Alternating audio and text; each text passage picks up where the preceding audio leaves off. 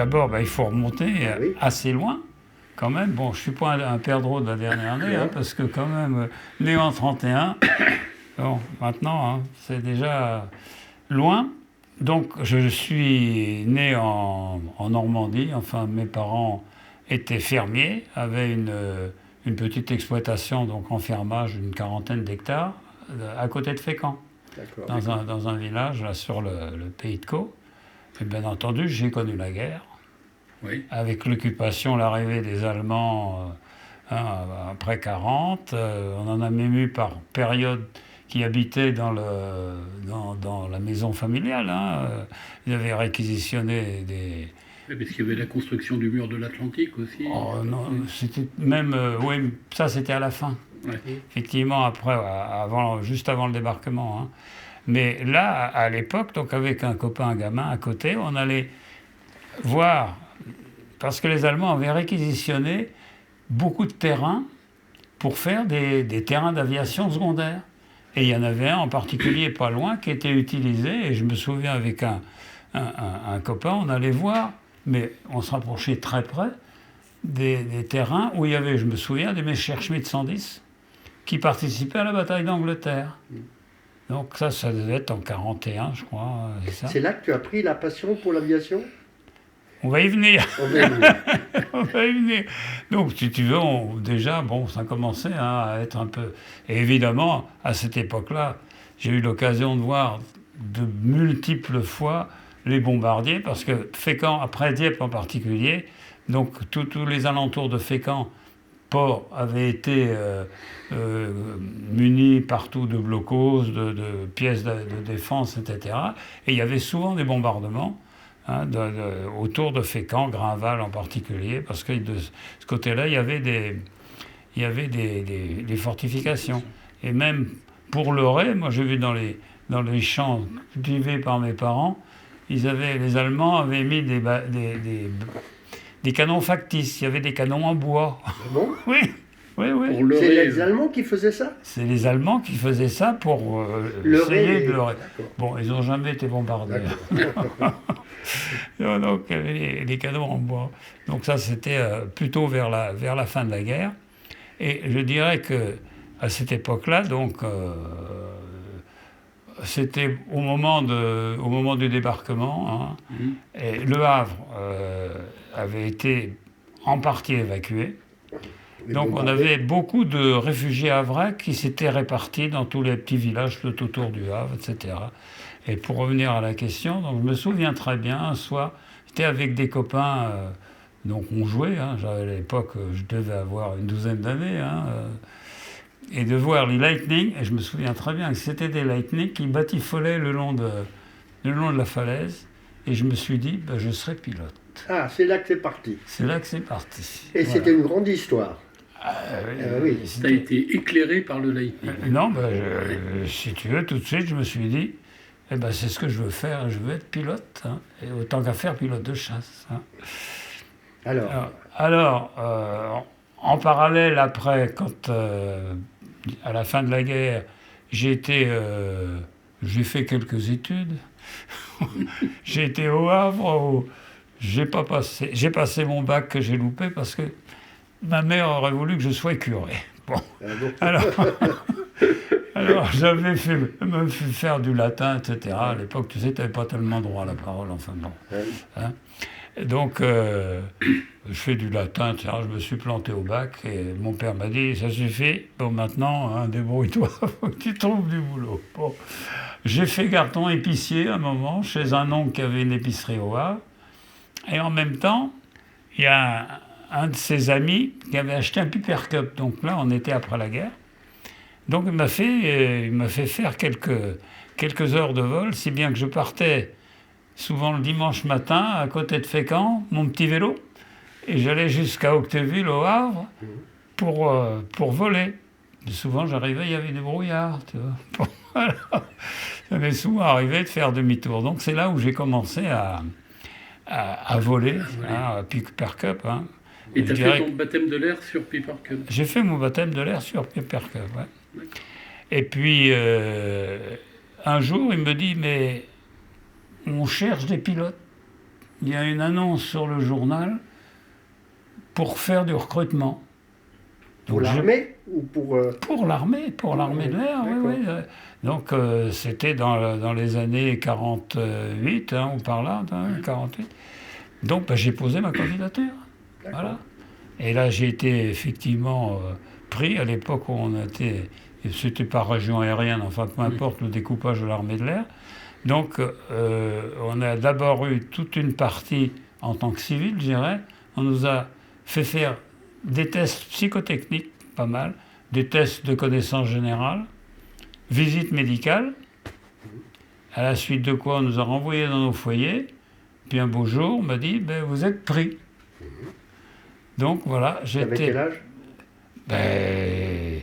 J'avais 18 ans, à peine encore à ce moment-là, parce que je suis parti à 18 ans. Et tu n'avais jamais piloté comme commandant de bord à ce moment-là? Pas du tout, non, j'avais pas été lâché. J'avais fait quelques heures de... Avec un pilote? Avec un pilote, en double, c'est tout. Et donc, là j'ai perdu le fil, je disais quoi que... Tu avais été sélectionné? Ah oui, donc j'ai été sélectionné, et à partir de là, donc on était à Rennes, à l'époque, sur le Rennes-Saint-Jacques. Rennes-Saint-Jacques, oui. Voilà, engagement de 5 ans. Donc, engagement de 5 ans, et à partir de là, donc ensuite, par Marseille, le Djenné en bateau, au Casablanca, et arrivé un 15 août à Marrakech. Donc, tu as commencé à voler pour l'armée uniquement à Marrakech? Uniquement à Marrakech, oui. À Rennes, il n'y avait pas de... à Rennes, on a fait un peu une partie de commencer à formation militaire, mais enfin peu de choses. Non, on attendait d'être affecté et donc d'aller en école de pilotage qui était à l'époque Marrakech. D'accord. Marrakech, avant c'était Cognac, tout avait été retransféré à cette époque-là à Marrakech. Donc débarquer en plein 15 août à Marrakech, alors un peu effectivement une transition un peu... surtout qu'on était logé dans on appelait ça des moellahs, en fait c'était des cases, mais au lieu d'avoir de la terre battue, etc., c'était du parpaing, simplement un parpaing avec un toit en carton, machin, et puis voilà, donc question climatisation, il fait bon. C'était bon. D'ailleurs, pour dormir au calme, on trempait les sacs de couchage dans la flotte le soir pour se mettre dedans. C'était la clim à ce moment-là. C'était la clim, voilà. Alors là, vous avez commencé à voler? Alors là, il y avait déjà 2 promos avant nous. Donc on était une promo, on était en gros une promo, on était une quarantaine. Mais on attendait. Alors en attendant, on a commencé à faire quelques cours, faire de l'identification. Beaucoup, on nous faisait faire des identifications avec des projections d'avion, etc. On a fait un peu de balle-trappe, etc. Enfin bon, et puis on a fait bien entendu notre formation militaire parce qu'on faisait notre temps de militaire qui était 1 an à l'époque, service militaire. Donc, arrivé 15 août 50, 49, pardon, 18 ans, parce que je me suis engagé avec autorisation paternelle à l'époque. Oui, c'était pas mal. Ah oui, parce que c'était 18 ans. Bon, ça c'est aussi une parenthèse. Ma mère ne m'a pas vu partir avec un renouille, pardon. Donc, je suis parti et arrivé au 15 août 49, et on a commencé à voler. On l'a vu tout à l'heure donc, sur mon carnet, au mois de mars 50. Donc on avait pratiquement 9 mois avant de voler. Donc là, c'était l'école de pilotage sur Stamp. Sur Stamp. Donc Stamp, avion biplace et biplan, en toile. En tandem, oui.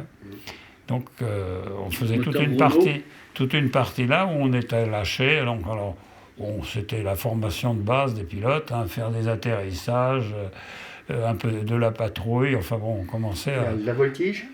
On faisait de la voltige aussi. Et dès le début on faisait faire une quarantaine d'heures. Il faudrait que je regarde sur le carnet de vol. Mais, et ensuite, on passait sur Morane 470. Donc là déjà... c'était un avion beaucoup plus puissant avec un moteur, je ne me souviens plus, mais 600 ou 700 chevaux. Combien? Donc ça commençait déjà, oui, oui. Combien? Ah oui. Je sais plus, il faudrait regarder sur les documents, je ne me C'est à peu souviens près plus. combien? Hein? Parce que le Stamp, c'était un petit moteur, hein. Enfin, c'était... Ouais, ça devait être 100 chevaux, 100 chevaux Renault. 120, En 150 en ligne. Ou... Non, tu vas trouver Morane 472. D'accord. Je me souviens plus la puissance. Donc, pareil, biplace, et là, c'était l'école de transformation. Alors, c'était là la formation pour préparer le brevet. Donc, on avait toutes les évolutions, alors en particulier donc, de la patrouille serrée, de la voltige, de la navigation, enfin bon, des précisions d'atterrissage, etc. Enfin donc, toute la formation. Et j'ai passé mon brevet donc en janvier 51 pour mes 20 ans. Ah, d'accord. Mais la formation, elle ne comprenait pas du tout d'ILS ou de choses comme ça. Non, on n'avait pas. Les instruments étaient le tableau de bord classique hein, qu'on a, avec la vitesse, le contour, l'horizon artificiel, la bille, l'aiguille et puis l'altimètre. Hein. Oui. Bon, par contre, les instruments moteurs, parce qu'il y avait quand même. C'était un moteur avec régulation de la richesse, enfin donc on approfondissait, etc. Hélice à pas variable, enfin bon, donc c'était déjà... C'était le Vano. Le Vano, c'est ça. Je ne sais plus combien, mais à mon avis, c'est plus de 500 chevaux. C'était quand même un 12 cylindres en V. Hein. Ah oui non, c'est pas en V celui-là. Il y avait eu deux. Il y en a un qui était le 475 qui était en ligne, et le 472 qui était en étoile. Ah d'accord, bah là, alors c'est le 475 qui... 475 qui a fait une tête de Mustang à l'époque. J'ai des photos là d'ailleurs, tiens. Mais tu nous les confieras, les photos, pour qu'on les insère, d'accord. Alors le 472, je sais plus, mais je dirais pas loin de 500 chevaux. Ah oui, ça doit être ça à peu près, oui. Ah oui, c'est déjà pas mal. Oui. Mais là, c'était uniquement du pilotage, il n'y avait pas de... Ah non, on ne faisait pas de formation de tir ou autre, non, ça c'est... Et il était éventuellement possible hein, qu'il soit armé, mais à Marrakech, on ne faisait pas de tir.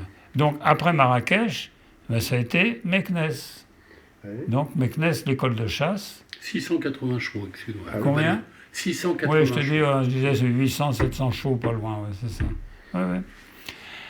Donc Meknès, et là, on refaisait du 472, du 475, et puis après, donc, premier avion, monoplace, le Spitfire 9, donc le fameux avion de la bataille d'Angleterre, hein, alors premier monoplace, 1200 chevaux. Avec moteur Rolls-Royce. J'ai un souvenir, c'était un avion anglais évidemment, alors en boost, hein, alors le boost c'est, je sais pas, la livre par pouce carré, au point de vue pression.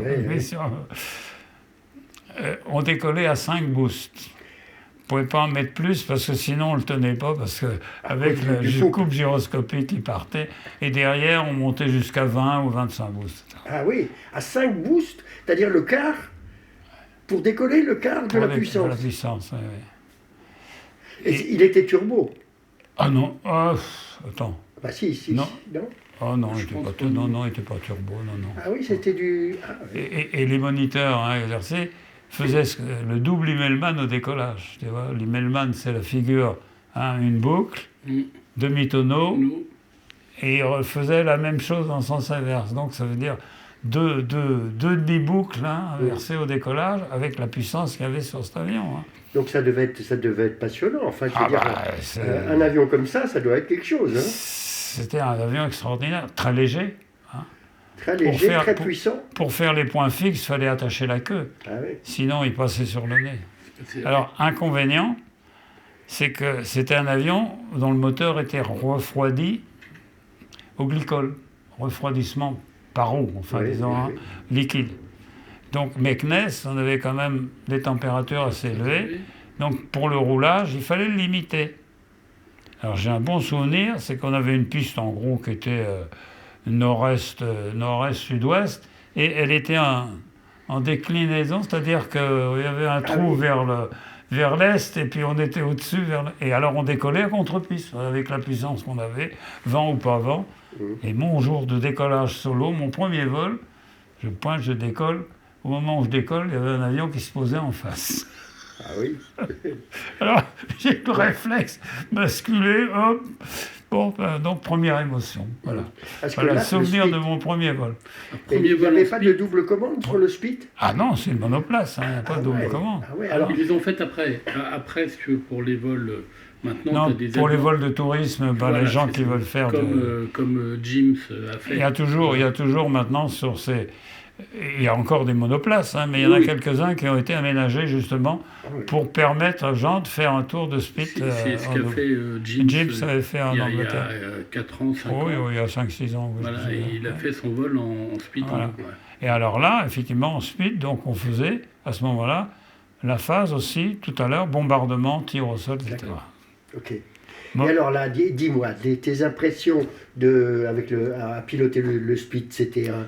Ah bah, c'est un avion très léger, si tu veux, quand tu sors effectivement même de 700-800 chevaux, tu as 500 chevaux de plus. Hein, c'était vraiment, j'allais dire, une voiture de course. Hein. Ouais, c'est ça, ouais. Surpuissant, l'atterrissage, pareil, il fallait faire très attention, parce qu'avec le battoir, si tu te posais, on se posait la plupart du temps sur deux roues, hein, très peu en... Parce qu'avec dès qu'on avait la queue qui se posait, il avait tendance à partir. Hein. Ouais. Je suis sorti de la piste, moi. Ouais. T'es arrivé. C'est entre les balises. Et j'ai failli me tuer. J'ai un souvenir en bombardement, Mais en Spit? en C'était Spit, en Spit? En bombardement. dans la ressource. Ouais. Hein, j'ai tiré un peu trop, j'ai senti le voile Ah ouais. noir arriver. J'ai eu le réflexe de donner un petit coup sur le Oui, manche pour pousser, pour reprendre un peu de... Hein, sinon, c'est un truc, tu tombes le voile noir là-haut, c'est fini. Et j'ai Oui, mais tu n'as pas le temps de te récupérer. Hein. Attends. Non, parce que le bombardement, tu fais ça à basse altitude, Ouais, hein, basse c'était altitude. du bombardement à basse altitude.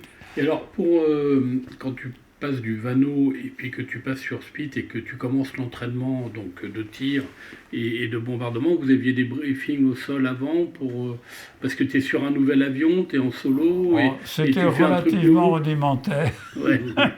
Non, on faisait beaucoup d'amphicabines. D'accord. D'ailleurs, hein, sur tous les avions, c'était un peu ça. De façon, en fermant les yeux, à toucher toutes les manettes et savoir exactement où D'accord. on allait mettre ses mains et ce qu'on avait. Hein. Bon. Mais c'était le bouche à oreille. Hein. Oui. Hein, c'était les moniteurs qui nous disaient, bon, bah, fais attention, ceci, cela. C'était au bar, devant Non, un café, que ça se non, mais racontait. oui, c'était ça avant le vol. C'était les conseils des moniteurs, parce que là, il n'y avait personne derrière. Hein. Ouais, oui, c'est ça.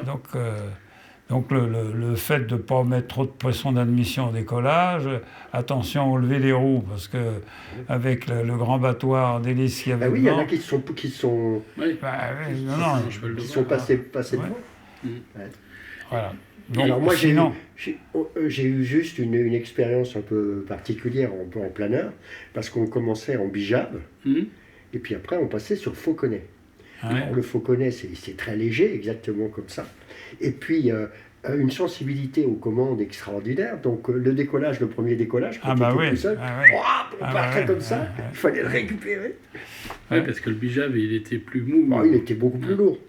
Bon, excuse-moi. Donc voilà, le premier monoplace, donc le Spitfire, c'est un souvenir extraordinaire. Enfin, c'est un avion dont on garde effectivement un souvenir ému, dirons-nous. Et donc, après cette phase de Spit, c'est à ce moment-là que tu es breveté pilote de chasse ou il faut attendre encore Non, on est breveté pilote. Tu es déjà breveté T'es pilote. breveté pilote. Éventuellement, tu peux être éliminé à l'école de chasse si on estime que tu n'as pas les aptitudes, les qualités, etc. hein. Mais tu n'es pas macaronné encore. Si, on est macaronné. t'es déjà- Marrakech, je t'ai dit, c'était en D'accord, janvier 51 pour mes 20 ans. d'accord. Donc tu es macaronné à Marrakech Ouais. et ensuite tu vas faire en fait du Parce qu'à perfectionnement. l'issue de Marrakech, il y a la sélection. Soit la chasse, soit le bombardement. D'accord, ouais.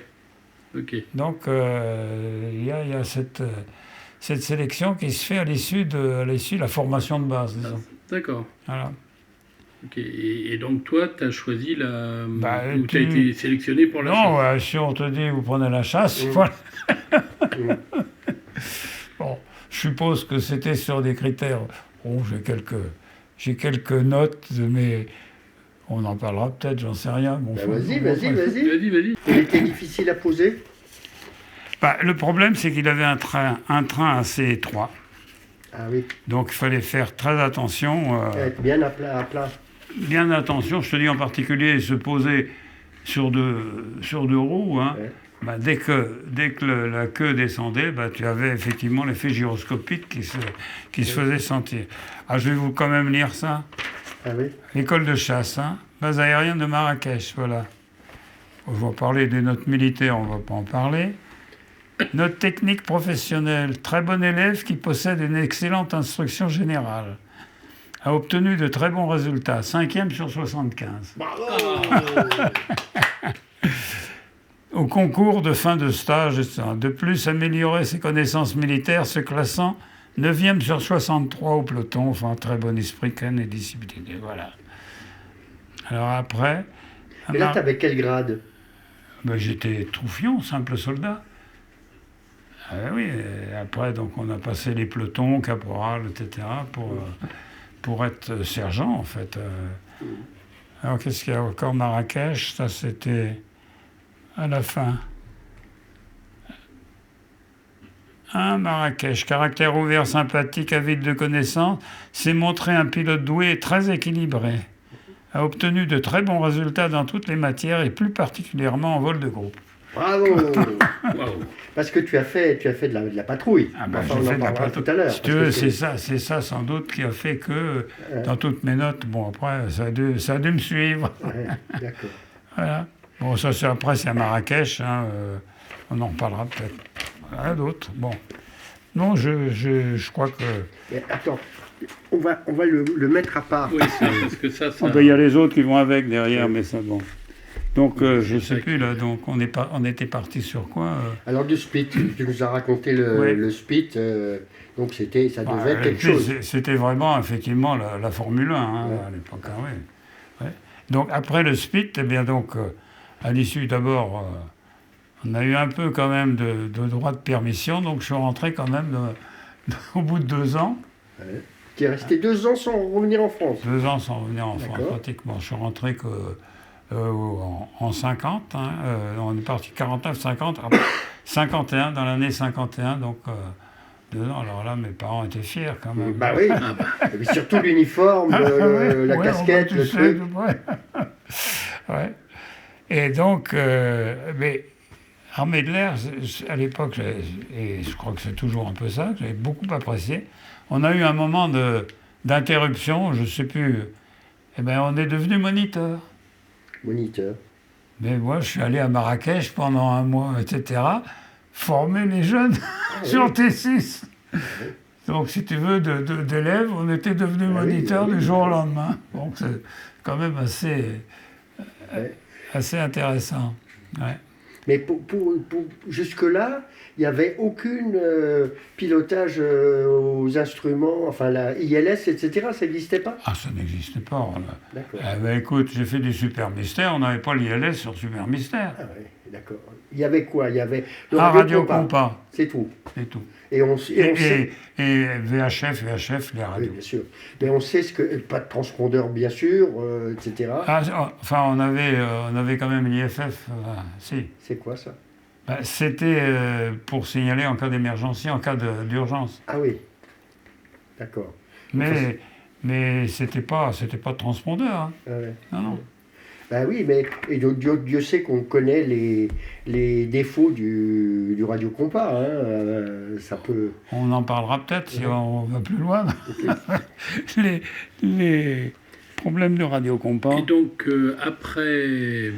Donc, après cette interruption à Marrakech, avant d'être affecté en escadre, donc j'ai été pendant 1 mois ou 2, je ne me souviens plus, à Marrakech, pour faire la formation des jeunes. Et là, on leur apprenait en particulier les procédures on faisait du range, du range.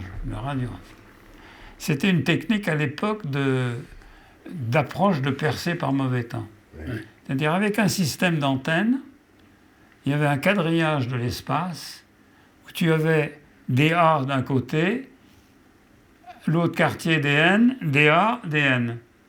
Et au recoupement, tu avais un son continu. Le A, c'est Tita, Ouais. et le N, c'est Tati. Et quand les deux se recoupent, ben, tu avais un son continu. Ah oui, et ça s'appelait comment ce système? Le Radio Le Range. Radio Range. Alors, Ça te donnait donc l'équivalent ben, du... quand du- tu étais dans le son continu, ça te donnait un axe. D'accord, c'est oui. Donc tu avais les terrains ça te qui donnait étaient, le lock en fait. qui étaient sur un axe. Alors la difficulté, c'était savoir, parce que ça ne te disait pas si tu étais en dessous ou au-dessus. Oui. Donc il y avait toute une procédure pour faire ce qu'on appelait une reconnaissance en s'éloignant, etc. Le son diminue, augmente en te mettant au minimum, donc tu te rapproches, tu t'éloignes. Et puis de s'aligner sur un des bras, hein, de perdre l'altitude, t'éloigner, revenir pour atterrir, approcher sur le terrain par mauvaise... Donc tu le faisais au son en Au fait. son. Au son. Je Uniquement suis au son. trop à gauche, je suis trop à droite, tout ça c'est... Dès le moment où tu retombais dans les N ou dans les A, ça veut dire que tu sortais du faisceau. D'accord. Ouais. Oh là là. C'était le... Ouais, Je crois que c'est les Américains qui avaient... Oui, fait c'était ça. pendant la guerre, c'était ça. Hein. Sur tous les terrains, il y avait des ranges. Hein. Ouais, je connaissais Les pas. Radio Range. Tu connaissais toi? Je l'ai lu dans Buck Denny. Ah oui, donc Luc Dany. Bah, Ouais. il est là, le Luc Dany. Hein. Voilà. Donc c'était sympa. Donc on formait les jeunes. Et là, si tu veux, pour répondre à la question tout à l'heure, après, ils faisaient, si tu veux, de l'IFR, entre guillemets, un peu en formation. Ce qu'on ne faisait pas, en dehors de faire un peu de vol de nuit, on ne faisait pas d'approche, que ce soit de l'agonie ou autre, ça, on faisait pas.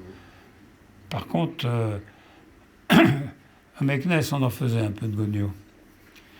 Bon, voilà. Alors après, ça a été la formation. J'ai été affecté à la 5e escadre à Orange, qui est rentrée d'Indochine. À l'époque, donc... Sur quel avion? En Indochine, ils étaient sur Air Cobra. Oui, oui. Hein? L'avion C'était avec le moteur dans le dos, C'était l'axe de le l'hélice qui T-39, passait entre les jambes du pilote. Ouais. En Le gros, Racobra, c'est c'est un ça. avion très, Ouais, très particulier. très Qui particulier. n'a pas fait que des euros, je crois. Non, enfin, non, il n'avait pas une réputation. Bon, enfin, donc, eux, ils étaient aussi transformés sur réacteur. Donc, c'est là, après la transformation à Mont-de-Marsan, affectation à l'escadre de chasse. À Orange, voilà. Donc là, sur cet avion, et Là, c'était le Vampire. c'était le Vampire. Le Après les Vampire. Racobra.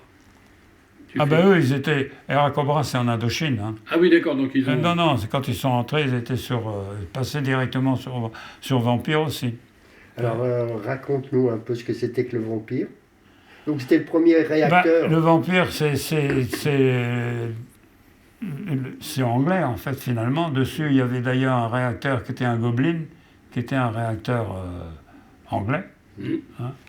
Donc, il y avait le Vampire 1, transformation, comme je l'ai dit tout à l'heure, à Mont-de-Marsan, qui avait une autonomie beaucoup plus courte. Et on était sur Vampire 5, qui avait été amélioré, qui avait un peu plus d'autonomie. Donc, voilà. Le grand changement, c'est effectivement, Ça doit d'abord... être- Non, c'est le téléphone. C'est le C'est téléphone. la pub. Je veux dire, la grande différence, c'est que ça... Ah oui. C'était ça, les Racobra, C'est les Racobra, ouais. avec moteur à l'arrière. Donc, ça court beaucoup plus, hein, pour la mise en vitesse et puis à l'atterrissage aussi. Donc, des vitesses beaucoup plus élevées d'approche. Hein. Bon, sinon, d'abord, il y a moins... ça fait pas le même bruit, un Bah oui, moteur. oui. C'est bon. Oui, ça Différent. siffle plutôt que de... Bon, puis c'est quand même, en dehors du Speed, qui est quand même un avion qui grimpe, etc., hein, des qualités d'ascensionnel, enfin bon, beaucoup plus grandes. Hein, Ah oui. Tu montais 20, 25 000 pieds, 30 000 pieds, 35 000 pieds. Ça on montait à va- combien de pieds minutes? Ou alors là, Tu te souviens je plus, me souviens plus, tu sais. Et ça montait vite, Ça montait vite. Hein. plus vite que l'ascenseur. Ouais. Et puis, tu avais moins de couple à gérer que dans le Ah oui. Speed. Oui, il n'y a pas, Non, de couple moteur. Pour faire la voltige, par exemple, c'est beaucoup plus facile en avion en réaction parce que tu n'as pas de couple moteur. Alors que sur avion à hélice, bah, Ah tu as oui, toujours surtout. ce problème des... Surtout les grosses puissances. Ouais. D'accord. Bah donc là, après, c'est l'école de chasse. Enfin, pas l'école de chasse, mais le travail en escadre. Hein. On est d'abord élève équipier, suivre son leader, faire tout ce qui est... Hein, bon, c'est la base. Et puis, bah, on apprend le métier derrière. Hein, c'est faire de la navigation basse altitude, de la navigation haute altitude, des évolutions en altitude, ce qu'on appelle les virages relatifs, etc. Donc des évolutions relatives par rapport à un plastron. Et aussi du tir, on fait des campagnes de C'est tir. quoi un plastron? Ben, un plastron, c'est le pigeon, si tu veux. C'est celui qui... C'est celui qui sert d'objectif, en quelque sorte. Ah d'accord. Donc tu fais des évolutions par rapport à ce plastron. Voilà. Donc, et j'ai à peine été arrivé à Orange que début 52, j'ai eu l'occasion de faire mon premier défilé sur Paris pour les obsèques du maréchal de Lattre de Tassigny. Ah oui. Voilà. On était monté d'Orange pour faire Alors le défilé. tu as fait de la patrouille. Ah ben, C'était bien plus tard ou pas? Ah ben, on fait de la patrouille déjà. Pour défiler sur les Champs-Élysées, on faisait de la patrouille. On se déplaçait en patrouille. D'accord. Et là, à l'époque, effectivement, on avait les seuls moyens de navigation qu'on avait, c'était les radars. Les radars qui étaient au Tu avais sol. les radars au sol, voilà. Oui, c'est le GCA. Qui vous donnait... Enfin, le GCA, c'est un moyen d'approche, c'est un moyen d'atterrissage. Hein. Et là, c'est des radars de surveillance qui te permettaient. Et tu arrivais sur les terrains où on faisait à l'époque des approches radars au GCA. D'accord, oui. Quel que soit. Donc là, on faisait ça en patrouille d'ailleurs, hein, à 2 avions en général.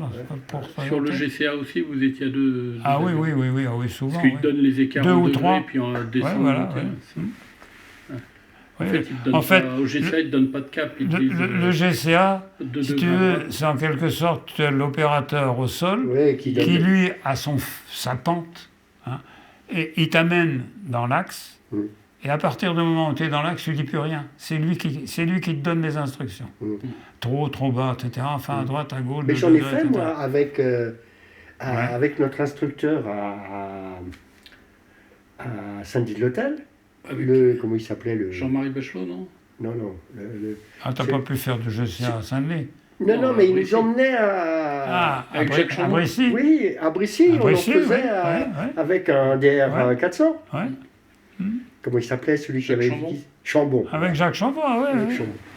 Ouais. Ben, on a fait de la manip avec Jacques Chambon, on a refait de la patrouille. Ah oui. Et t'as défilé sur les Champs-Élysées, alors? Oui, pour les obsèques du maréchal de Lattre. D'accord. Et à ce moment-là, donc, il n'y avait pas la patrouille de France, ça n'existait pas. Non. Non, bah, ça c'est autre chose. On va peut-être y venir. Ça, pas la C'est les 70 ans, là. C'est-à-dire c'est 1953. Donc, c'est toute la progression dans une escadre de chasse, et ça existe toujours, peut-être avec, comme les avions ont beaucoup changé, enfin je sais pas, mais tu passes élève équipier d'abord, hein, ensuite équipier confirmé, et puis après il y a moniteur de chasse, c'est-à-dire qu'à partir de ce moment-là, tu peux emmener un équipier et faire la formation d'un équipier, et ensuite c'est chef de patrouille où tu peux emmener une patrouille de 4 avions. D'accord. Et à l'époque, il y avait, je crois que ça a beaucoup évolué, chef de dispositif. Alors, chef de dispositif, c'était les grands chises, on appelait ça les chises. Tu avais, 3-4 patrouilles de 4 d'un côté, 3 ou 4 de l'autre, et puis il y avait des grands méli-mélos, enfin bon. Ouais. Donc, le chef de dispositif, c'est celui qui était chargé de mener la manœuvre de plusieurs patrouilles, en fait. C'est le chef d'orchestre. Ouais. Donc là, c'est toute la... Et ça, c'était sur... Alors, c'était d'abord sur Vampire, puis après, on a eu le Mistral. Ah oui. Donc le Mistral a été en fait une copie, disons que la cellule était restée à peu près la même, mais c'est un moteur... Snecma Comment Snecma. Snecma qui était dessus. Et on avait le siège éjectable, qu'on n'avait pas sur Vampire. Ouais. On n'avait pas de siège éjectable. Ouais. C'était devenu un avion français, alors que le Vampire Voilà, était en le anglais. Vampire, enfin c'était, oui, le moteur Gobelin, c'était un moteur anglais. Donc, ouais. Donc c'est là, et là, dans la formation, effectivement, en 53, j'ai fait de la patrouille. Il y avait une patrouille acrobatique qui a été montée, si tu veux, à l'époque, il y avait beaucoup de meetings nationaux. Oui. Qui rassemblaient des milliers, des dizaines de milliers de personnes. C'était après la guerre, c'était vraiment l'endroit qui rassemblait des foules. Alors bon, on avait des tas de trucs, des tas de vieux avions, etc. C'est là où j'ai connu Doré. Je ne sais pas si ça te dit Doré, non? Ah bah si, Oui. La coupe. Hein? Oui. Oui. Le pilote de voltige. Oui. Enfin, Voltige aussi, il avait fait la guerre aussi. Oui, tout à fait, mais après qui a donné son nom à une coupe. Ah oui. De voltige. Marcel Doré. Marcel Doré, oui. Et donc, patrouille acrobatique, ça ne s'appelait pas la patrouille de France, et on faisait les meetings nationaux. D'accord. Mais c'était la seule patrouille de France? Non. Il y avait une patrouille, nous on était sur Mistral, et il y avait une patrouille sur F-84. Donc là, à ce moment-là, il y avait deux patrouilles. Il y avait deux patrouilles. Une qui était sur... nous on était à Orange, et l'autre c'était Reims. C'était de la Chenal. Et comment ça a démarré cette histoire de patrouille de France? Est-ce que c'est ça? Mais enfin, je crois qu'à Alger arrive la patrouille de la Chenal, et le speaker qui était Nottingham, je ne sais pas si ton nom se dit, Jacques Nottingham, toujours très direct, il dit voilà la patrouille de France. C'était Jacques Nottingham, non? Jacques Nottingham, oui. Voilà la patrouille de France. C'était ta patrouille à non, toi, pas l'autre. Ah, c'était l'autre. Le problème, c'est que personne n'avait jusqu'alors dit, et ça a remué un peu le Landerneau, qui a dit quand même, pas possible, vous n'avez pas du tout la patrouille de France. Et l'année d'après, il y a eu une patrouille qui a été désignée comme patrouille de France et qui faisait que cela. Donc ça a été la spécification de... Donc d'abord, il y a eu un scoop qui a été fait par un gars à la radio, et puis après, c'est devenu... On s'est entraîné, et c'est sûr qu'on avait... les escadres avaient leur patrouille, et puis bon, c'est ce qui s'est fait maintenant. On a dédié finalement à une unité le fait de faire toutes les présentations, de représenter la France. Alors, et ça a été fait en 1953, et c'est Labaille, le commandant Labaille, qui a été le premier leader de la patrouille de France. De nom, voilà. Et là, donc en 1953, on a fait plusieurs meetings avec notre patrouille acrobatique. À l'époque, on évoluait à 4 avions. Notre particularité, je dirais que c'était un peu pas très sécurité. On décollait à 4, en boxe. Moi, j'étais le charognard, donc je décollais à 4. L'un derrière l'autre. Tu devais avoir les turbulences. Il y avait le souffle du réacteur, donc il fallait attendre un peu que le leader soit décollé. Et on se posait à 4. Le risque, si jamais il y en avait un qui avait un problème, on aurait eu quelques... Bon, enfin, après, ça ne s'est jamais refait parce que c'est quand même un peu risqué. C'est un problème d'éclatement, même déjà de décoller à 3. Après, c'est le décollage à 2. Donc, 1953, j'ai fait plusieurs meetings, entre autres, donc Toulouse, en juin 1953, où j'ai rencontré ma femme. Ben oui, Odette. Qui était parachutiste, elle faisait partie du stick des parachutistes, des femmes parachutistes qui ouvraient traditionnellement les meetings aériens. Elles étaient 3, donc avec la coupole bleu, blanc, rouge. Voilà. Donc, et là, c'est là que j'ai rencontré. Dans un meeting, tu as rencontré Odette. Un meeting de Toulouse en juin 1953, oui. Et après, on s'est revus à Strasbourg, enfin, je sais pas, on a fait plusieurs meetings. Vous vous retrouviez, voilà, exactement, oui. D'accord. Ouais. Donc ça, c'est le fait de la patrouille acrobatique. Donc, à l'époque, on évoluait à 4 avions. Bon, c'était relativement limité comme évolution. Enfin, on faisait la voltige classique, je dirais, les boucles, les retournements, etc. Changement de position, mais à 4 avions, donc c'était sans doute beaucoup moins spectaculaire que maintenant. C'est quand même... C'était spectaculaire pour l'époque. Oui, mais tout à fait. C'est vrai. Mais déjà, ça devait faire vibrer quand même un peu les et alors là, Ton métier, pratiquement, c'était de faire de la patrouille avec... Ah non, non, non, non, on continue à faire le travail en école de chasse. Donc c'était pas ta patrouille, c'était pas une patrouille... C'était pas permanent, si tu veux. C'était pas dédié uniquement à ça, pas du tout. D'accord. Hein, et la patrouille les 84, c'était pareil, on rentrait dans leur escadre et puis voilà, hein, on faisait le boulot habituel. Et alors le boulot habituel, à cette époque-là, début de contexte de guerre froide, etc., vous aviez des surveillances du territoire, alors, si tu veux, moi j'étais donc défense, on avait deux types de... Enfin, on peut dire 3, mais 2 types principalement, donc la défense aérienne et puis l'aviation stratégique et la reconnaissance. Hein. D'accord. Bon.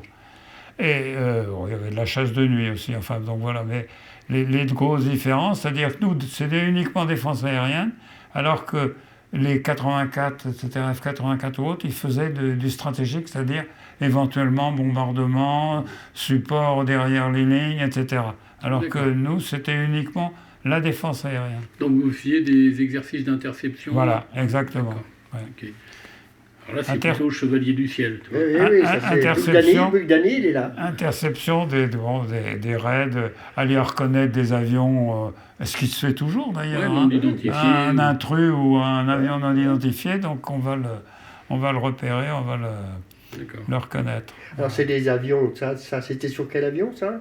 Ça, j'ai fait ça sur Mistral. Et puis après... C'était des avions qui passaient pas le mur du son. Ah non, on était à 85 de Mach. Ouais. D'accord. 85, après ça buffetait pas mal. Et après donc, tu es passé sur... Alors, donc Orange, j'ai quitté Orange en 55, passé le concours d'Air France, reçu Air France, prêt pour stage à Pontoise, machin, visite médicale. Je me suis fait étendre à la visite médicale à Air France.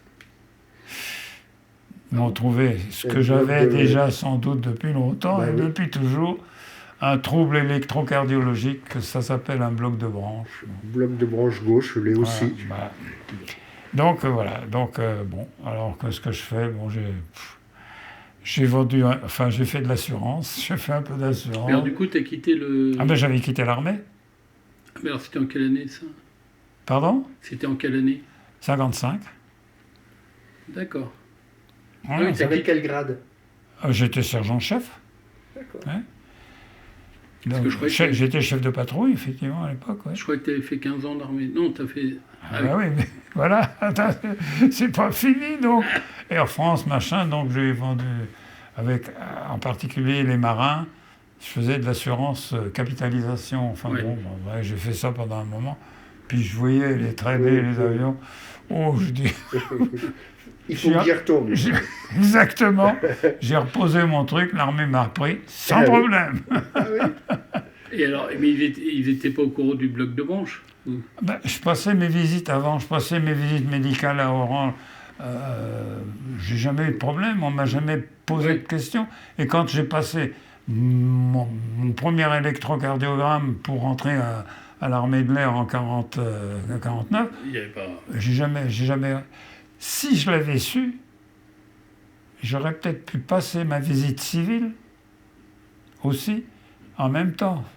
Et j'aurais peut-être eu, mais on ne refait pas l'histoire. Non. Bon.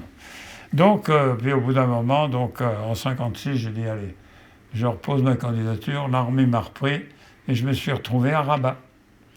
Donc, je suis reparti à la 8e escadre à Rabat et on était toujours sur Mistral.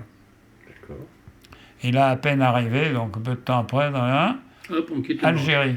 Algérie, oui. T6 et faire un séjour à T6 en Algérie à l'époque. C'était plus du réacteur, là, tu étais reparti on est sur avion moteur. C'était l'avion école qui avait été transformé donc, en avion, disons, d'appui. D'appui. Il y avait dessous deux nacelles avec...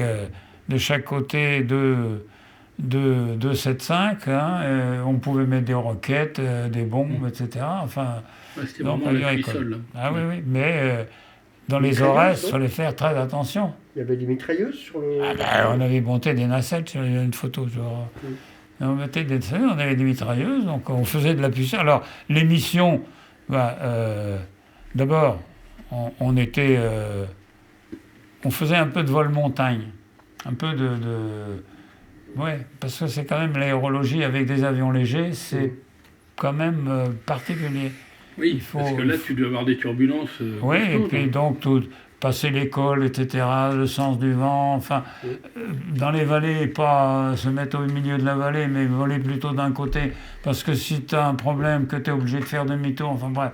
Donc, apprendre un peu de technique, parce qu'en Algérie, c'était les vols dans l'Atlas, hein. On volait beaucoup en montagne, avec un avion qui était chargé. En réacteur, tu tires sur le manche, ça monte. Le T6, il se met comme ça, puis il continue d'avancer. Hein, donc, fallait être très, très prudent. Bon, voilà. Ah oui, il est beau. Bel homme, hein. Ouais. Donc, séjour en Algérie, et puis même après, sur réacteur, on faisait aussi des séjours. J'ai fait 2 séjours aussi en Algérie. Sur réacteur, on allait à Tel Agma. Faire pareil, le même genre de mission sur réacteur. Donc là, tu as fait des missions de guerre. J'ai fait des missions de guerre, je ne sais plus combien, 180, 160 ou je ne sais pas combien. Tu t'es fait tirer dessus? Je me suis fait tirer dessus, oui.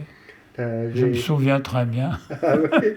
Ça laisse des souvenirs, ça laisse des traces. C'était en particulier à la tombée de la nuit, tu vois. Bon. Ah ouais. J'avais délogé un groupe qui était... On avait eu un renseignement. Là, c'était sur T6, donc on avait eu un renseignement et... Ça, c'était les vampires, les Spits sur lesquels... Ça, c'est le Spit 9, ça. Et on a eu un renseignement, puis on arrive à déloger des gars d'une Mechtab en faisant des passages, etc. On a vu qu'il y avait un chouf. Un gars qui était dehors de la Mechtab. Bon, finalement, ils se sont éparpillés dans la nature. Et il y a des ségias, ce qu'on appelle des ségias, c'est des rivières qui sont à sec. Hein. Et les gars planqués là-dedans, et je voyais les petits points rouges qui partaient, tu vois. Alors tu me baisses la tête.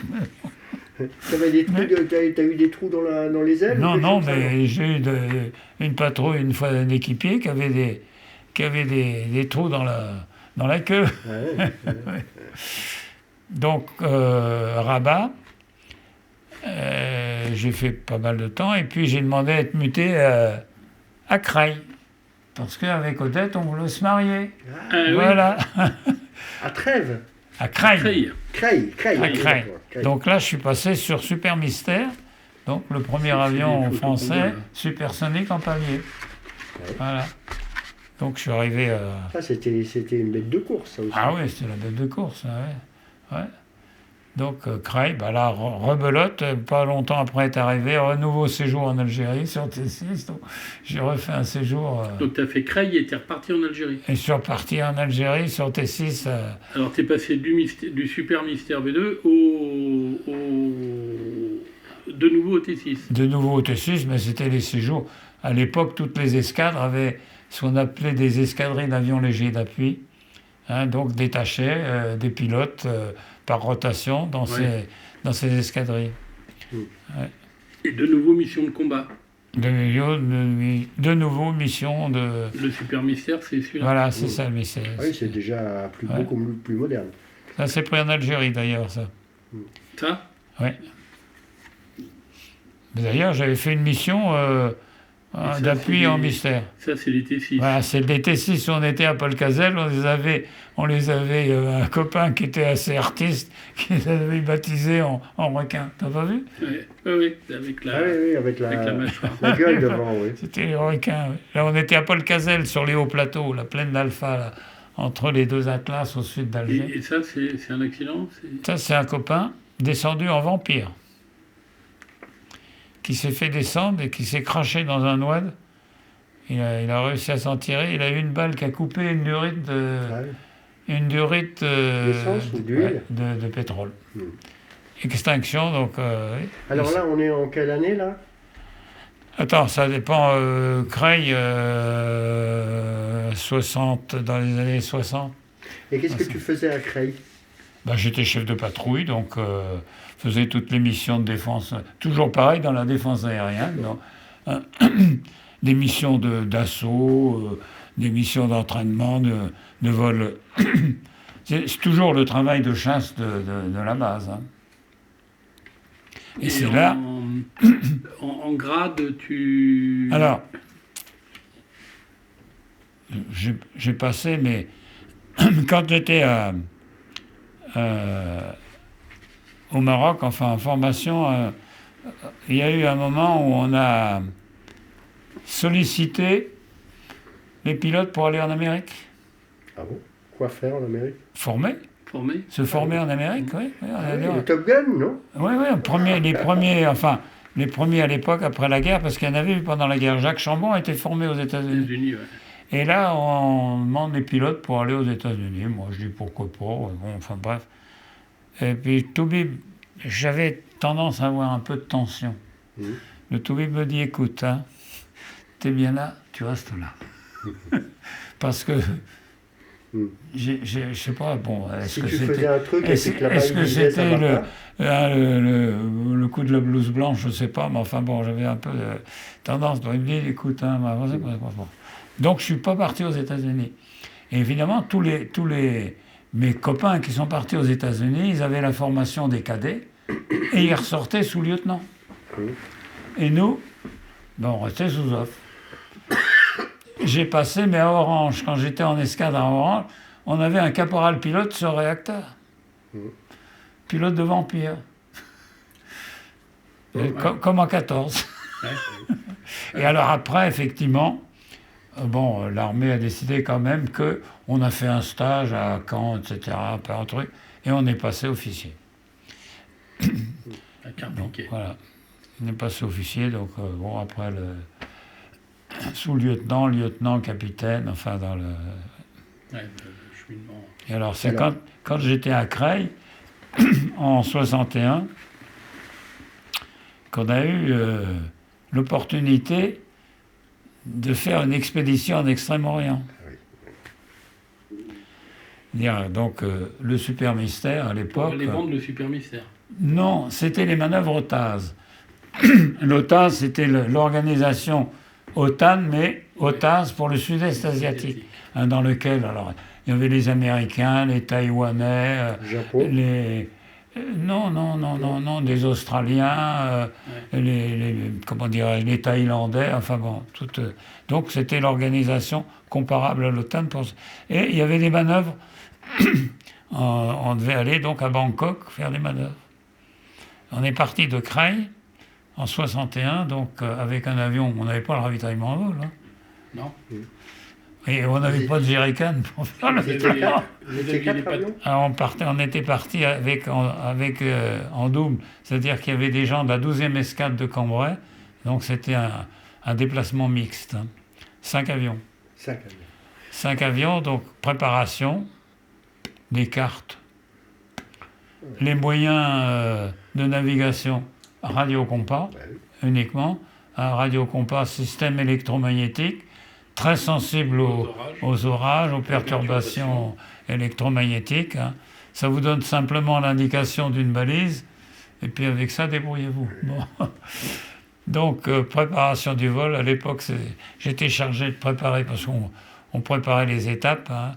Avec un petit groupe, on avait préparé toutes nos navigations, et on faisait donc Creil, Brindisi, Ankara, Téhéran, Bahreïn, Karachi, Delhi, Calcutta et Bangkok. Et on est même allé jusqu'à Saïgon après. Alors, ça veut dire qu'il fallait préparer... tu préparais l'étape. On préparait l'étape, oui. Ça veut dire qu'il fallait que tu aies le contact, par exemple, avec la Vince de Brindisi. C'est-à-dire que... Alors, voilà. Il y avait quand même toute une organisation. On avait 4 Nord-Atlas avec nous. Ah oui, d'accord. Donc il y avait un Nord-Atlas précurseur, parce qu'on avait un contrôleur quand même qui parlait français pour arriver à l'accueil, à la destination. Oui. Hein. Tu avais un deuxième Nord-Atlas qui était, disons, aux 2 tiers du parcours, un troisième au premier tiers, et puis un qui faisait le départ, qui ramassait les clous quand les avions partaient. Parce que sur ce Super Mystère, ce qu'il faut dire, on avait un démarrage à air comprimé. C'est-à-dire qu'on avait des bouteilles qui étaient chargées énormes, etc., qui pesaient énormes, avec un tuyau branché pour démarrer le réacteur avec l'air comprimé. Donc il fallait récupérer les bouteilles, etc. Enfin bref. Donc il y avait toute une organisation technique derrière. Donc voilà, on est parti en début 61 pour aller faire ces manœuvres en OTAS. Hein. Donc on se partageait les étapes, etc. Premier problème, arrivé à Ankara, la patrouille se présente. Donc on était avec 5 avions, donc il y en avait à 3, à 2, bref. Il arrive, le leader arrive pour se présenter au break. Hein. Le break, c'est l'atterrissage des chasseurs, c'est-à-dire qu'on éclate, hein, on se sépare de façon à se poser les uns derrière les autres. Donc peu de temps va arriver un gros oiseau dans le réacteur, extinction. Non, le leader. Le leader. Donc il saute. Donc il était obligé de sauter, il était à très basse altitude, il saute, donc un avion au tapis. Ouais. Bon, ça commençait bien. Le premier. Enfin, le premier. Donc un avion au sol. Et un peu incident diplomatique à travers ça, il nous attendait sur un autre terrain où on avait toute la strasse de l'aviation turque, enfin bref. Donc il y a eu un problème là dans les communications. Donc ça, c'était déjà un premier avantage. Donc après, Téhéran, non, je veux dire Ankara, Téhéran, bon, l'altitude, Bahreïn, c'était pas de problème, et Bahreïn, Karachi. Là, on a découvert les fameux jet stream qu'on connaissait. On avait déjà parfois senti des turbulences à haute altitude importante, etc., hein, qui sont l'arrivée dans les jet stream. Et là, on a vu qu'il y avait des vents permanents, pratiquement toute l'année, 120 nœuds, ouest-est. Et la consommation, c'est pas la même. La consommation, c'est pas la même. Donc. Mais là, ça vous poussait, là. Là, ça allait dans le bon sens. On a dit, tiens, un problème. Là. Au retour. Donc, la partie, donc, Karachi, Delhi, Calcutta, Bangkok. Autre étape un peu difficile. Alors, pour avoir la météo, on passait par la KLM, je ne sais plus quoi, par quel canal, qui nous donnait la météo, par Amsterdam, je ne sais pas quoi. Départ de Karachi, 20 nautiques, etc. Bon, on y va. Et là, évidemment, pour l'arrivée à Bangkok, on avait le colonel commandant la base qui était dans le coup, qui n'avait pas, j'allais dire, comment dirais-je, autant, si tu veux, l'habitude de voler. Hein. Il volait, mais beaucoup moins régulièrement. Enfin, il n'avait pas la même expérience, disons. Hein. Bon. Décollage avec son leader. Karachi, grosse brume, déjà la pollution. Il ne rassemble pas son leader. Hein, comme on décollait individuellement, en post-combustion, bon, il dirait son leader. Lève la partie, quand même, bon.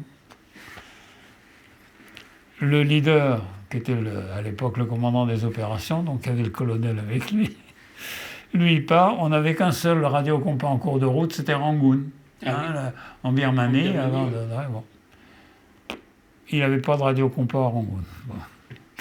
Lui, il n'avait pas de radiocompas. Bon. Donc vous avez fait tout le passage sans aucun élément de navigation. Sans aucun élément de navigation. La carte, c'est tout. Mais même plus, là, il y avait les nuages, au cap et à la montre. Au cap et à la montre. Donc, ils continuent leur cap, chacun. Donc, lui, le numéro 2, il avait le radiocompas. Donc, là-dessus, il dit, lui, il continue. Le leader, lui, il continuait. Est allé percer en mer. Donc, pendant ce temps-là, le numéro 2 est arrivé vertical de la balise de Rangoon. De Rangoon. Alors, météo. Moi, j'étais arrivé déjà, il tombait des cordes. Il y avait un Cunin, un truc sur Bangkok, même un 707 d'Air France qui a remis la gomme. Tu vois, on part, on peut arriver. Enfin bon, bref, ils arrivent. Pas beaucoup de coco, je suppose. Ah bah attends, alors le colonel, bon, il fait sa percée, il se pose, machin. Bon, petit problème sans doute de préparation, je ne sais pas, etc. Donc, il ne trouvait pas le terrain. Parce qu'il avait oublié ou plus que le terrain, il est à 30 km de la balise. Bon, heureusement, derrière, il y a le deuxième patrouille qui arrive, qui dit IFF sur l'émergencie, etc. Les Américains et le contrôleur qui étaient en attente, et de ce temps-là, ils ne vont pas venir. Il n'y avait personne à l'approche qui était à l'attente. Bon, enfin, ça a fini par se réveiller avec des mots doux qui se voulaient. Le collègue dit, toi, si je t'attrape, je vais te tirer les moustaches. Bon, finalement, il arrive quand même à se poser. 10 minutes de vol. Il y avait 10 minutes qui restaient dans il y avait la lampe rouge. Hein. La lampe rouge, c'était la lampe de 10 minutes. Hein. Et le leader, pendant ce temps-là, pas de radio-compas au pif, il est allé percer en mer, passer sous les nuages, pris l'embouchure du fleuve, machin truc, et il est arrivé, il s'est posé. Aussi pareil avec la 10 minutes de vol. Et toi, alors? Ça l'arrivée. Non, moi j'étais posé, j'étais pas dans. Déjà posé. Donc là, voilà déjà une étape un peu, il était temps. Hein. J'ai jamais vu des gars sortir d'un avion comme ça. Ils étaient trempés. Ouais, par le stress. Hein, alors tu vois un peu le travail de gars. Bon, un colonel, un commandant qui saute à l'arrivée. Bon. Bref, donc ça c'est l'étape. Alors, c'était quand même des. Je dirais qu'on était gonflés. Donc là, il restait toujours 4 avions. Ah ouais, toujours 4 avions. Donc là, on fait nos manœuvres. On est même allé jusqu'à Saïgon. Moi, j'ai fait une présentation à Saïgon. À l'époque, je faisais les présentations du B2 à l'escadre, quand il y avait des visites, etc. Donc, c'était moi qui étais chargé de faire les présentations. Et j'ai enfilé la rue Catina en passant le mur du son, j'ai dégringolé toutes les vitrines, j'ai décroché les lustres du palais de Dieppe, vraiment. Bon, donc un peu d'effet. Donc on était reçus admirablement par à l'époque la colonie française. En fait, c'était c'était plus la guerre du Vietnam à l'époque. Hein, il y avait le 18e parallèle là, qui existait. Ouais. Et puis, bon, on est rentré en France. Alors, problème, étape, Karachi-Bahreïn. Oui, avec le vent de face. Avec le vent de face. Et dans ces latitudes, il y a aussi un phénomène aérologique qui est la tropopause. Alors, la tropopause, c'est une surface théorique qui correspond au changement de température. C'est-à-dire que la température diminue jusqu'à la tropopause, puis elle remonte ensuite. Donc, il y a une espèce de phénomène aérologique qui se passe. Et on avait des gros bidons, déjà donc limités en poids, pour au moins monter et en altitude. Ça posait un problème. Il fallait mettre la post-combustion pour passer plus haut. Enfin bref, donc des phénomènes qui augmentaient la consommation de pétrole. Mise en route à Karachi, en bout de piste, on avait mis les avions sur vérin. Pas perdre une goutte de pétrole, parce on demandait l'autorisation de décoller. Là, j'étais dans le coup. J'étais dans la deuxième bateau, autorisation de décoller. Puis on mettait en route et hop, on partait dans la foulée. Donc, 8/8 de nuages. Donc, on ne voyait rien. De toute façon, on survolait la mer jusqu'à Bahreïn, pratiquement. Donc, il y avait juste la presqu'île des pirates, là, dans tout ce qui sont les États, les Émirats, là, arabes, là, ouais, qui coupaient la route sur la mer. Hein. Donc voilà, trace la route. Moi, je décolle derrière un quart d'heure, et puis même chose, même problème. Donc 25 000 pieds, et puis on vogue la galère. Alors, on avait un terrain, on nous avait dit il y a Sharjah entre-temps. Ah oui, Sharjah. Ouais. Sharjah, terrain, c'est un terrain en sable, hein. Pas de piste en dur. On ne sait pas s'il y a quelqu'un, on ne sait pas s'il est occupé. Et puis, vous savez, en ce moment, c'est un peu la saison des pluies. Si jamais il pleut, on ne pourrait plus repartir. On risquait d'avoir des problèmes. Bon, enfin, on avait quand même une fréquence. Hein, à l'époque, les systèmes radio, on avait des fréquences qu'on appelle des quartz. Des quartz, c'est-à-dire un quartz qui vous donne une fréquence donnée. Donc, on bidouillait les radios bidouillaient, montait les quartz sur les postes, etc. On avait quand même une fréquence. Et le seul instrument qui existait, il y avait un radio-compas, Sharjah aussi. Bon. voilà parti, et puis ça se passe devant, etc. Et puis, au bout d'un moment, on entend devant que ça commence à s'agiter, et dit on va être un peu juste en pétrole. Et ça commence à... Et le leader donne une liberté de manœuvre à son équipier. On écoute chacun pour soi. Hein. Lui, il continue. L'équipier, lui, va continuer à descendre. Et ils se font tirer par Sharjah. Donc le leader continue. Il éteint. Extinction réacteur. En panne sèche. En panne sèche. Il perce. Il était vertical terrain. Vertical de Bahreïn. Vertical Bahreïn, donc il s'est posé, turbine coupée, et il a pu sauver l'avion sans dégâts, garder ses bidons, parce qu'il s'est posé la question. C'était notre commandant d'escadron qui avait fait beaucoup de planeurs. Hein, donc, il a dit, j'ai fait une glissade, enfin bref, il a gardé ses bidons, parce que si on larguait les bidons, on avait un problème, on avait des gros bidons de je ne sais plus combien. Oui, il ne pouvait plus faire l'étape suivante. On avait des problèmes pour faire les étapes au retour, alors il fallait faire revenir des bidons. Enfin bon, pas ta caisse, tu vois. Donc voilà, l'équipier qui un peu plus tôt avait réduit, il se faisait toujours tirer par un. Lui, il est passé sous la couche, il s'est posé, il a éteint en arrivant au parking. Bon. Derrière, quand j'ai entendu ça, j'ai dit, bon. J'appelle Sharjah au hasard. Hein, il y avait un quart d'heure. Ah oui, il y avait des Anglais. Ah, ciel, bon, des Anglais. Je demande Radio Compas. Elle me dit, il n'y a pas de Radio Compas, il y a eu des travaux, là.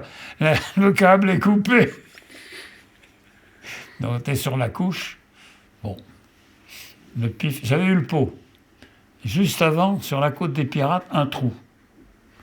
Je vois la côte, machin. Oh là là, 10 minutes, c'est là où je dis... 10 minutes, un quart d'heure de vol sur 2 heures, ça passe pas.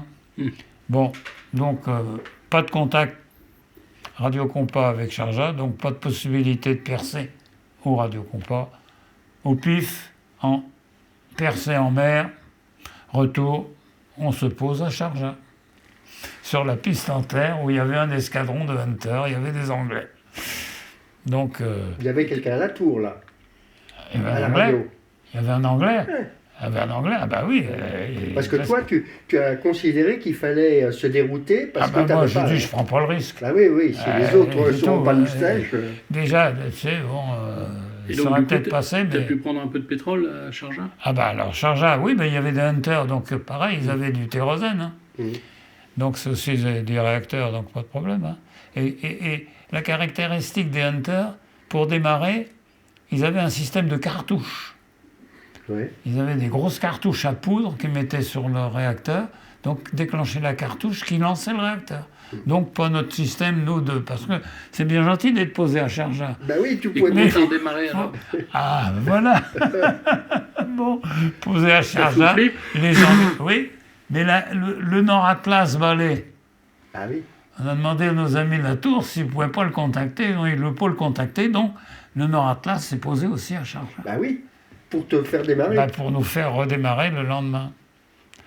C'est là où on a vu à Sharjah la soirée. Nous, on était la chemise, hein, simplement en tenue kaki, machin, alors que le soir, les Anglais là-bas dans le désert, grande tenue, machin. Oh là là, heureusement, il y a un Anglais qui nous a passé une cravate. On ne faisait pas très riche dans le Landerneau. Voilà, et le lendemain matin, Sir, your cup of tea. On le réveille avec la tasse de thé et on est reparti. Donc, on n'a pas fait les pleins des bidons, là, simplement ça suffisait. Donc, avec mon équipier, on a décollé. Ah, là, vous étiez deux, là. On n'était plus que deux fois deux au lieu de 5. Hein, on était 2 fois 2. D'accord. Donc, décollage en patrouille avec la post-combustion parce que la piste n'est pas très, très longue.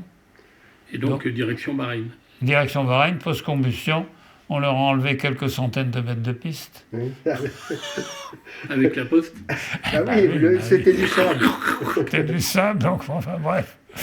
Ils n'ont pas, a priori, bon. Donc, puis là, on est donc retrouvé Bahreïn. On a retrouvé l'équipe à Bahreïn et puis après, on a terminé l'équipe, retour, Téhéran. La Turquie, on s'est pas posé Ankara, du coup on était à Diyarbakir, qui est un autre. Et là, on a fait Athènes, Hein, et puis...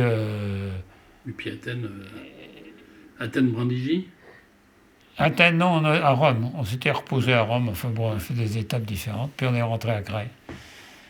Ah, dis donc. Belle étape, ça. Hein. Ouais. Ah ouais, c'était une bonne étape. Ouais. Et donc ça, c'était la périple en 61, voilà, quand j'étais à Creil. Et donc, après le SMB2 après le SMB2, j'avais commencé à avoir la trentaine bien sonnée. Et oui. À partir de ce moment-là, pour la chasse, bon... Et j'étais au CEV. Ah d'accord. Ouais. J'étais au CEV à Bretigny, où faire un peu le pilote de servitude. Là, et ça avait particulier, passait mes qualifs IFR, etc. à l'époque, tout ça. Et j'ai eu l'honneur de voler avec Jacqueline Auriol, qui était là à l'époque. Ouais. Et je me souviens que je lui avais fait repasser sa qualification IFR pour le vol, l'ILS, etc. aux instruments. Et parce que donc, entre-temps, parce qu'au début, tu avais des avions qui n'étaient pas équipés d'IFR, enfin de mais le ILS. Super Mystère n'avait pas changé. Hein. Là, c'était sur avion hélice. Hein. Il était sur Beechcraft, etc. Enfin... Parce que, donc, tu as quand même passé l'IFR. Ah j'ai passé l'IFR, moi j'avais l'IFR. J'ai mon pilote première classe. Ah oui. Alors donc, donc parce qu'au début, tu disais qu'il n'y avait qu'un radiocompas dans les avions, mais entre-temps, tu es passé sur d'autres avions. Oui.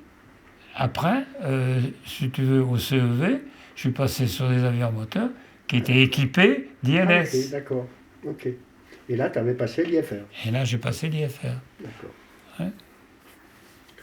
Ça fait une sacrée... Voilà, donc... Mais il avait déjà fait de l'IFR sans... Ah oui, oui. Non, il y a deux choses. Enfin, l'IFR, c'est quand c'est le vol aux instruments. Hein, et par contre, il y a une qualification pour voler aux instruments. Mais si tu veux, dans la chasse, notre qualification, c'est ce qu'on appelait les cartes. Carte blanche, carte verte.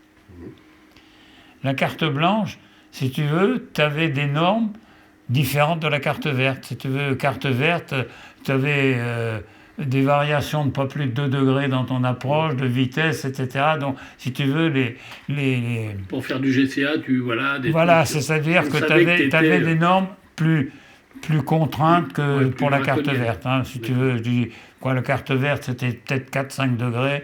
La blanche, la verte, c'était 2 degrés, etc. Donc, des trucs plus... Et alors après, évidemment, je suis arrivé en fin de contrat. Et je serais bien resté au CEV, mais à l'époque, si tu veux, en fait, j'étais détaché par l'armée au CEV. Ah oui. Et ça c'est... Tu as connu Bachelot?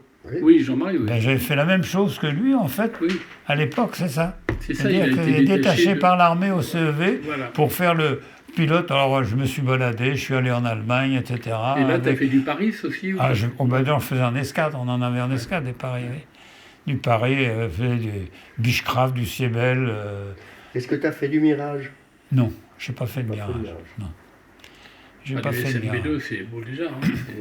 Ah non, le B2, c'est un bon avion. Machine. Je vais en faire 800 heures, quelque chose comme ça. Ah oui, quand même. En totalité, tu as combien d'heures? J'ai 3000, je ne sais plus, pas 3002, non, 4000 et quelques. Parce que là, il est arrêté, avant que tu commences le civil, il est arrêté à... Je me suis permis de jeter un coup d'œil. Ah tu peux, c'est fait pour ça. Quand tu ouvres le carnet, tu as déjà 3000, le 24 juillet 64, tu as déjà 3225 heures. Ouais. Dont 78 de nuit, 225 en IFR. Et alors 3304 heures et 05. Alors, est-ce que tu t'es fait peur en avion? Bon, je te dis, j'ai évoqué tout à l'heure le coup du Spit. Hein.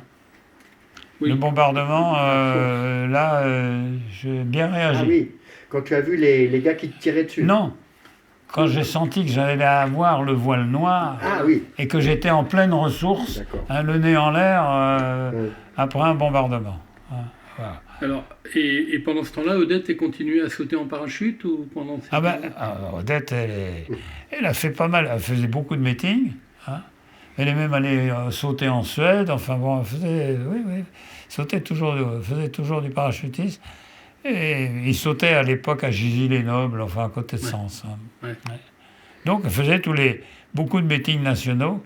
Elle a failli partir avec Léo Valentin. J'ai retrouvé dans ces trucs, elle avait son contrat avec Léo Valentin. Ça te dit quelque chose, Léo Valentin, non? Ah non, ça me dit rien. À l'époque, c'était dans les meetings l'homme volant, Ah oui. qui s'est tué d'ailleurs. Hein, et il faisait un meeting, il devait partir en Amérique du Sud, et finalement, il était parti avec une autre parachutiste qui a été plus célèbre. Ah. Oui, ça me dit quelque chose. Je crois que je l'ai connu quand j'étais gamin. Ouais, enfin bref. Donc finalement, Léo Valentin est parti avec quelqu'un d'autre. Donc elle faisait pas mal de meetings comme ça. D'accord. Et alors donc après, quand j'ai quitté l'armée m'a payé un stage. J'ai fait 1 an à HEC en conduction pour reconversion. Donc là, tu quittais en tant que capitaine. J'étais capitaine. Là, d'accord. Oui.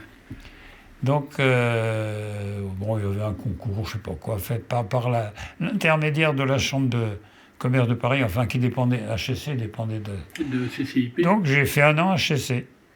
Alors, bon, des tas de formations, trucs, enfin, bref. Et là, je suis rentré à IBM. Ici, à Saint-Jean-de-Bray ou... Non. Non, Corbeil. Corbeil, ouais, d'accord. C'est un concours de circonstances, heureux pour moi. Comme je l'ai dit tout à l'heure, mes parents habitaient donc dans un petit bled à côté de Fécamp. Et il y a un des patrons d'IBM qui était patron de la fabrication, qui avait acheté une maison à Framburville. Mes parents étaient fermiers et ils venaient chercher le beurre, la crème, etc. Donc, si tu veux, je connaissais bien ce monsieur. Et un jour, il m'a dit, si tu veux rentrer à IBM, tu me le dis. Donc, quand j'ai fait HEC, je suis rentré à IBM. Je suis rentré à Corbeil, où là j'étais adjoint du chef de personnel pendant plusieurs années. Corbeil, 4000 personnes. Grosse usine, fabrication de composants à l'époque, c'était énorme. Hein. C'était énorme, ouais. J'ai connu mai 68 à Corbeil. Et je suis parti en 70, je suis parti à Boigny, où là j'ai pris la... Donc à l'époque, j'étais adjoint du chef du personnel à l'époque à Corbeil. Et après, je suis venu ici à Boigny, où j'ai pris donc C'est là que tu es devenu orléanais. C'est là que je suis devenu orléanais. Hein. Donc on a eu jusqu'à 800 personnes ici à Boigny. On faisait d'abord des cartes perforées, des rubans, tout un tas d'équipements pour le matériel de bureau. Hein. Et puis... c'est là où, après quelques temps, j'ai dit, j'en ai marre. Je suis reparti voir l'aéroclub. Oui, alors. Et avec Jacques Chambon, on a continué à faire de la patrouille. À faire de la patrouille. Alors, entre autres, on faisait aussi des virages relatifs, etc. Ouais. Parce que c'est là où je regardais. En fait, tu as une interruption de 65.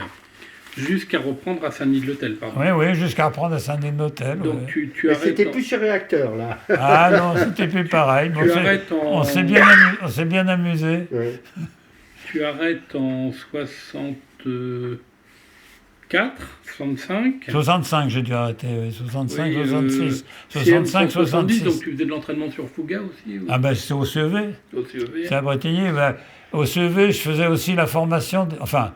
Voilà, et tu reprends en 83 à Saint-Denis-de-l'Hôtel. Voilà, c'est ça. Hein. Ouais. À Bretigny aussi, je faisais l'entraînement des ingénieurs de l'air. Ah d'accord. Tu étais instructeur en fait.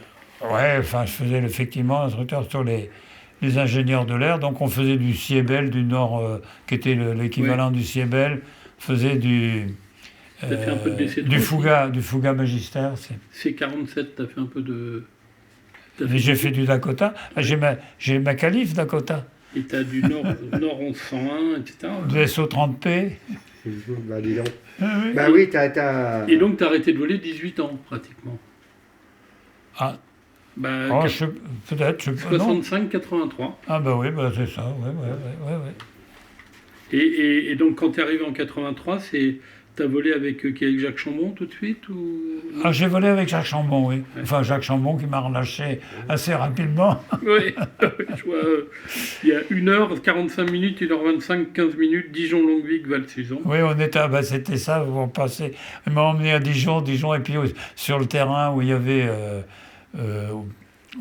le fabricant des avions, là. Robin Darrois, oui, Dijon-Darrois, voilà. Et alors, on a eu plusieurs, Philippe et Odette et moi, on a eu plusieurs vols ensemble. Enfin, ça, c'était plus chez les militaires, bien sûr. Sur mon avion, le 210, le Cessna 210. Et on a été ensemble en Tunisie. On a été au Maroc. Et on a failli aller au Portugal. Et on est allé à Rhodes. Ah, on est allé à Rhodes aussi. Oui, on est allé en Saint-Orin, Rhodes. Ah oui, bah, tiens, oui, Saint-Orin, tout ça. Oui. Et on a eu quand même un truc très particulier. Alors je raconte en 2 minutes. Oui, non, mais vas-y, écoutez. On était ensemble avec tous les trois, avec Odette, et on devait aller à Faro. On allait dans le sud du Portugal, Voilà, et on venait de passer Biarritz et on commençait à survoler l'Espagne quand... C'était du côté de Victoria, on arrivait vers Victoria. Quand tu as eu la panne d'alternateur, là. Et donc on a fait demi-tour, parce qu'on préférait être en panne en France plutôt qu'en Espagne. On est retourné à Biarritz. Et là, il n'y avait personne pour nous dépanner. On était un vendredi, il y avait tout le week-end qui arrivait. Aéroport international, bon, il n'y a pas un mécano, rien du tout. Enfin, bref. Et donc, on a décidé de partir en panne. Voilà. Et on a réussi, avec le reste qui restait dans la batterie, à mettre le moteur en route. Ensuite, on a coupé le contact. Et il faisait beau, sinon on n'aurait jamais pu le faire. Je me souviens, j'étais allé négocier avec la tour, qui n'était pas très chaude, de dire, finalement, les pompiers, ils ont la radio. Donc, s'ils nous accompagnent jusqu'à l'entrée de piste, dès qu'ils dégagent, ça veut dire qu'on est clair. Voilà. Donc, on avait fait la manip comme ça, et ils nous avaient dit, bon, d'accord, si vous décollez, mais vous revenez pas. J'avais jamais remarqué que le Grumman, la 5B, c'était l'avion immatriculé juste après le tien.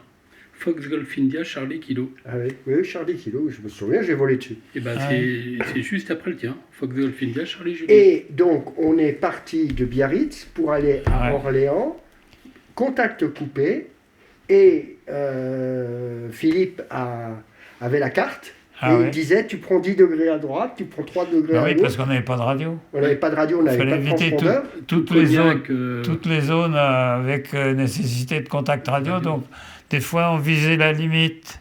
On passait juste entre les deux zones. Il me disait, à gauche, à droite, il avait sa carte là.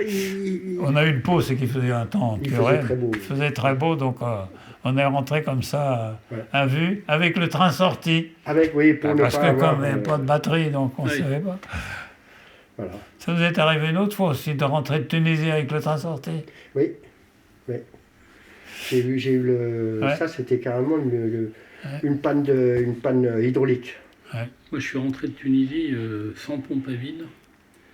Il faisait pas très beau, en Cessna aussi, avec un Cessna. Donc voilà, on a fait un peu le tour, enfin je pense. Est-ce qu'on a fait le tour à peu près? Alors, au point de vue, l'avion qui t'a le plus moi j'ai beaucoup aimé, enfin, bon, le Spitz, je dirais que c'est un avion à part.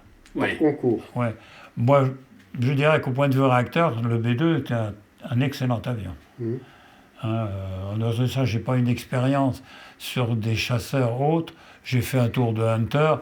Pareil, le Hunter, c'était un peu un Spitz à réaction. C'était un avion très maniable. Alors, il y a à la Ferté-Alais, pendant 3 années de suite, il y a eu un Sea Fury. Hunter, mais c'est un Hunter, le Sea Fury. Et le Hawker, le 100, je crois que c'est ça, le Hunter. Le Hunter.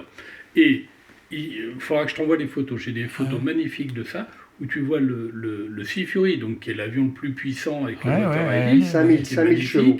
Et le Hunter derrière et qui font une présentation en se doublant l'un l'autre. Et c'est le même designer. C'est celui qui a dessiné le Sea Fury, c'est celui qui a dessiné le Hunter. Et donc c'est le même ingénieur architecte qui a fait les deux avions. Et quand tu vois les deux évoluer Alors l'avantage aussi du Sea Fury, c'est qu'il est tellement puissant qu'ils peuvent se permettre des évolutions très rapides, puisque l'autre c'est un réacteur, et c'est vraiment extraordinaire. Alors donc c'était l'avion que tu as préféré, c'est lequel le B2 Ah bah oui, le B2, oui. Ça devait être un avion magnifique, ça. Ah oui, non, c'est un avion. Bah, si tu veux, par rapport... supersonique en palier, quand même. Hein. Alors, supersonique en palier. Oui, c'est le premier supersonique en palier en France, oui. C'est là où tu passais le mur du son. On le sent très bien passer le mur du son, d'ailleurs. Tu as un petit moment d'inversion des commandes. L'inversion des commandes, ça veut dire que normalement tu tires, l'avion monte, tu pousses, il descend. Là, au moment du passage du mur du son, souvent c'est l'inverse qui se produit. Tu vois, tu pousses et l'avion monte un petit sur cet avion. Ça n'a peut-être pas les mêmes phénomènes. Tu sais que c'est le dessin de cet avion qui a servi à Dassault pour le premier Falcon. Le premier Falcon, le mystère, le mystère 10, toute la série des mystères, mystère 4... Oui, mais le mystère 20 qui était un avion... c'est l'avion... a été élaboré à partir du dessin du super mystère. Du super mystère, Notamment la flèche des ailes. Ah non, c'est un excellent avion, mais... Comme tous les avions français, et en particulier donc les avions, nous, la défense aérienne, limités en autonomie. Hein. Oui, c'était puissant, mais ça consommait énormément. Je ne sais plus combien. Au décollage, si tu mets la PC au sol au départ, 300 kg de pétrole minute. Hein.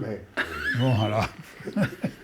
Tu as 10 minutes d'autonomie, quelque chose comme ça, avec la PC. Et tu passais le mur du son uniquement avec la PC.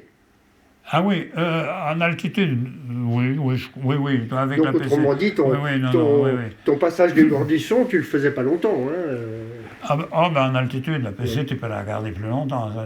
Pas la même consommation. Je dois avoir quelque part des feuilles de consommation, mais bon... Et tu as passé plusieurs fois le mur du son, là. Tu le passais sans t'en apercevoir. Et d'ailleurs, dans les meetings, quand je faisais les meetings, j'arrivais... dos à la foule, passer le mur du son. Oui, histoire de péter. Dos à la foule. Ah oui, voilà. Tu faisais ton petit effet. Oui. À l'époque, effectivement, c'était le... À l'époque, c'était autorisé. Mais... Bon, est-ce que tu as encore quelque chose de particulier à nous raconter sur l'aviation ? Sur l'aviation, écoute... Et alors, donc ça, c'est ton livret professionnel PN. Tiens, allez, je te le donne. Je te laisse. Tu peux l'ouvrir si tu vas. On va prendre quelques photos et on va les insérer. Ah oui. Donc ça, c'est tout ton suivi par... c'est mon suivi professionnel. D'accord. Qui est tamponné par la hiérarchie, etc. Voilà. D'accord. Et c'est mes notes. Quand même, en note, hein.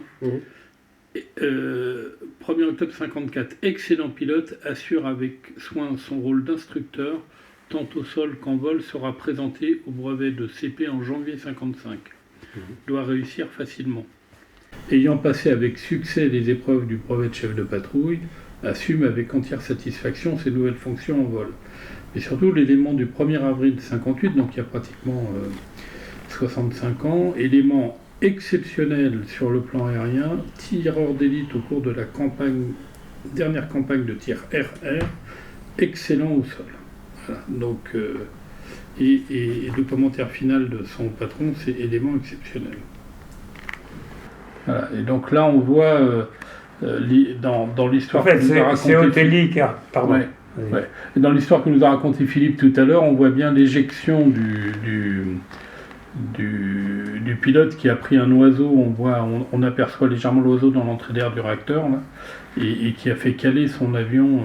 Et donc ça, c'est en Turquie. Hein, c'est à Ankara, à l'atterrissage à Ankara. Son relevé de notes, et quand Philippe était encore ça doit être au début, sergent 51-52. Base aérienne de Marrakech, 5e escadre de chasse. derrière aussi.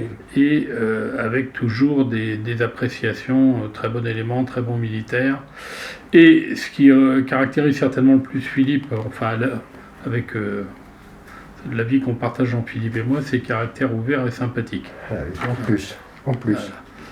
Mais donc, est-ce que tu as eu des pannes? C'était à Orange, je me souviens très bien, sur Vampire, je crois, oui. Décolle, etc.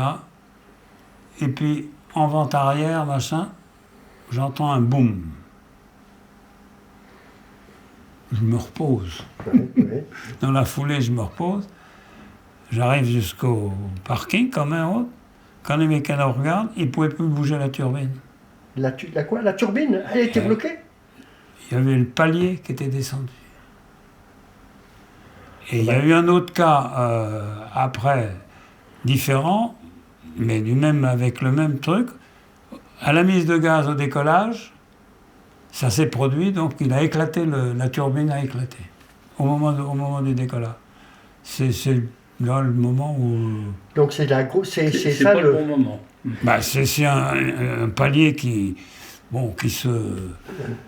Donc c'est ça la plus grosse... Bah, si tu veux, oui, je n'ai pas de souvenir. Non, mais c'est avec autant d'heures de vol, c'est pas... Non, il y a eu des trucs sûrement, mais ça fait partie du quotidien. Oui, absolument. Ouais.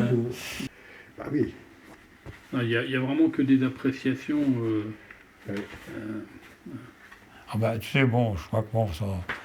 Je ne suis pas fanat de mettre tout ça, mais bon, si tu veux, si je faisais la présentation du B2 quand j'étais à Creil, bon, il y avait raison. Quand il y avait des visites, quand il y avait des trucs comme ça. Et je suis même allé, mais malheureusement, on était même allé en Angleterre, à Tangmere. À Tangmere, c'est un souvenir, c'est un des terrains de la bataille d'Angleterre. Et on devait faire une présentation là-bas, manque de peau, il y avait des nuages, etc. Donc, j'ai pas pu faire la présentation. Et ça, c'est quand même des noms, des noms de légende. Hein. Oui. Oh, ben ça, c'est les certificats. Ah oui, t'as tout là. Aéronautique. T'as tout, toute ta carrière militaire. Ouais. Hein. Voilà. Eh ben, quelle belle histoire.